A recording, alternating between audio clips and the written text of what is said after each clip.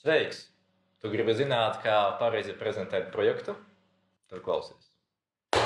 Kādēļ vispār ir jāprezentē? Lai demonstrētu savu darbu? Nē. Lai iespaidotu cilvēkus, kas tevī klausās. Veidā, kas tev ir visizdevīgākais. Tāpēc, pirms tu vispār sāc, atbildi uz šiem diviem jautājumiem. Pie kā tu vērsies un ko tu gribi panākt ar savu uzstāšanos? Ja tev nav atbildes uz šiem jautājumiem, tu neesi gatavs prezentēt. Šodien mēs apskatīsim investor pitch, kur tu runā ar investoriem vai žūriju, un kur tev ir tikai viens mērķis – dabūt naudu. Bet tev būs 3 problēmas, kuras tu noteikti piedzīvos. Ļoti maz laika, 3 minūtes, kurās tu gribēsi sabāzt pēc iespējas vairāk detalizētas informācijas, un tu prezentēsi kopā ar vairākām citām komandām. Tāpēc, kas tev būtu jādara, ir pēc iespējas vienkāršāka prezentācija un jāpaliek atmiņā. Jo visas detaļas tāpat var būt noskaidrotas jautājumos vai turpmākos mītingos. Un to tu panāksi ar savu runu un prezentāciju, kas sastāvēs no 10 nozīmīgiem punktiem. Sāksim. 0. punkts, jeb title slides, kurā ir jūsu komandas nosaukums un 6-word pitch. Tātad jau no pirmā slaida skatītājiem ir jāsaprot plus mīnus, par ko tu stāstīsi. Apskatīsim arī piemēru, kas būs tinderīts vientulīgām zeķēm. 1. punkts. Hūks jeb āķis. Tāpat kā rīlos, tev ir jāskrāp skatītāju uzmanība pēc iepriekšējās prezentācijas. Tas var būt arī diezgan vienkārši, galvenais, lai viņš kaut cik triggero. Punkts numur 2. Problēma. Solve the problem and you won't have to solve the solution. Operē ar kaitinošiem ikdienas piemēriem un papildini tos ar datiem, lai pierādītu, ka šī problēma nav tikai tev un tavam kaimiņam, bet arī daudziem cilvēkiem pasaulē. Mēs visi zaudējam zeķes, bet diez vai mūsu mērķa auditorija zinās, cik lielā apjomā tas notiek. Punkts numur 3. Risinājums, kur tu pasniedz īsi un saprotam. Tāpēc tu sāc ar to, kāds rezultāts tiek panākts ar jūsu risinājumu, tad tu pastāsti, kā tas vispār darbojas, un tikai pašās beigās vari minēt par tehniskām detaļām. Un izmanto vizuāļus. Parādi bildes, skices, rasējumus, 3D modeļus. Ja ir fiziskais prototips, obligāti parādi to. Vizuālā interpretācija ir tieši tas, kas paliek atmiņā taviem investoriem. Vientulīgo zeķu gadījumā mēs paziņojam risinājumu mērķi un tikai tad skaidrojam, ka tas viss notiek caur mobilu aplikāciju un kādas features tajā aplikācijā ir. Punkts numur 4. Konkurenti. Un ja tu saki, ka tev tāda nav, tad tu vispār neesi izpētījis tirgu. Pasaki tieši, ar ko tu atšķiries un obligāti iekļauj cenu salīdzinājumu. Un vienkāršākais salīdzināšanas veids ir tabula, kur mēs paši izvēlamies kritērijus tā, lai tas mums būtu visizdevīgāk. Nav obligāti, lai katrā kritērijā mēs esam labāki, bet vajag, lai mēs tādi esam kopsumā. 5. punkts, jeb biznesa modelis. Kurš no teviem pērk un kādā veidā viņš te maksā? Viss. Aplikāciju mēs pārdodam privātpersonām, jeb business to client, un viņi mums maksā par ikmēneša abonementu. Tālāk 6. ir tirgus, kas ir galvenais jūsu produkta potenciāla mērķis. Izmanto tāmu, samu, somu un kagru, un ar to pilnībā pietiks. Šeit es pat nepierakstīju, ka šis ir TEM un šis ir SEM, bet tikai akcentēju vienu vienīgo skaitli, kas ir tā tirgus daļa, kuru mēs gribētu ieņemt. Punkts numur 7. Tā ir jūsu komanda. Kas jūs tādi esat un vai jūs varat realizēt to, par ko jūs stāstat. Te jūs varat arī minēt mentorus un citus padomdevējus, kas nav pilnvērtīgi komandas locekļi. Un ja kāda kompetence jūs paši nosakt nevar, jums ir jāparāda, kur un kādā veidā jūs to dabūsiet. Tindoks komanda ir perfekta pati pa sevi, tāpēc šeit atliek tikai pafliksot un doties tālāk. Esam gandrīz beigās. 8. punkts ir jūsu roadmaps, jeb tālākie soļi. Investoriem ir jāzina jūsu turpmākie plāni, jo investori arī plāno savu budžetu. Tāpēc šajā nodaļā tu vari parādīt savus turpmākos attīstības soļus un arī publiski definēt, cik liels finansējums tev ir vajadzīgs, lai tas viss būtu iespējams.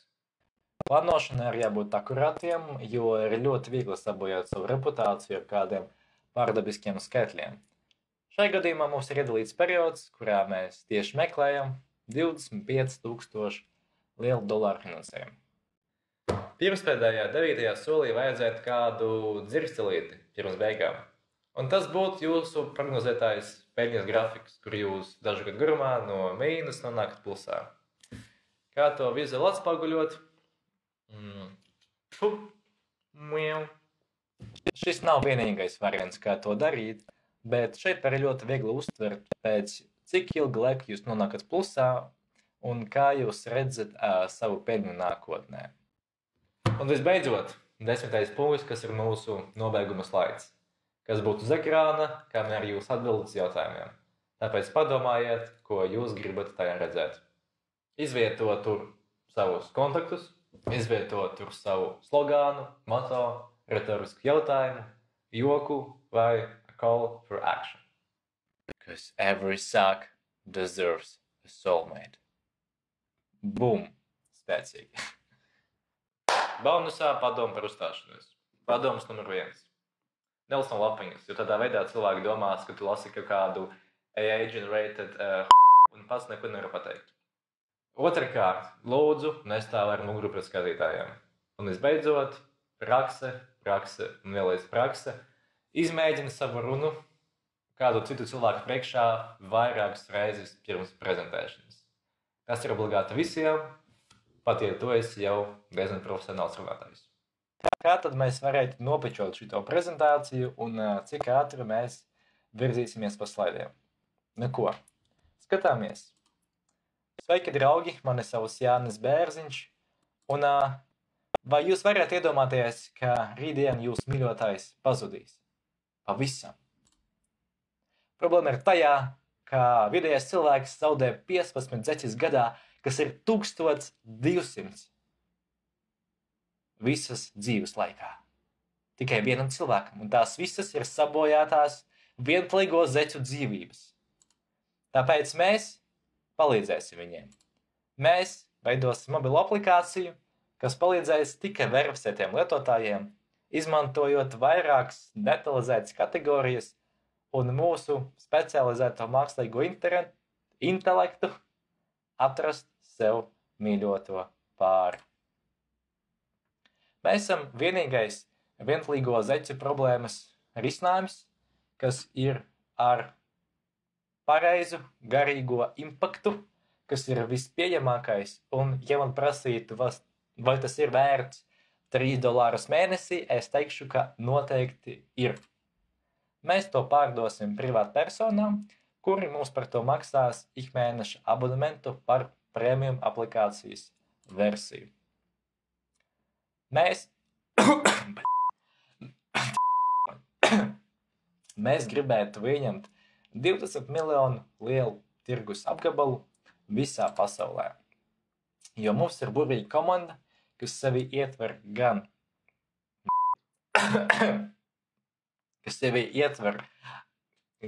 izstrādes darbiniekus, gan arī spēju dabūt atgriezienisko saiti no mūsu klientiem. Mēs gribētu palaist mūsu projektu pasaulē jau pēc gada, bet, lai mēs to varētu sasniegt, mums vajadzētu 25,000 lielu finansējumu. Un, ja mums tas izdodas, tad mēs varētu jau pēc 4 gadiem sasniegt 1 miljonu lielu peļņu. Kas every suck deserves a soulmate. Paldies par uzmanību! Kā jūs varat redzēt, man palika vēl 14 sekundes. Es ceru, ka jūs pičošanas laikā nekliposiet un jums būs vēl vairāk laika.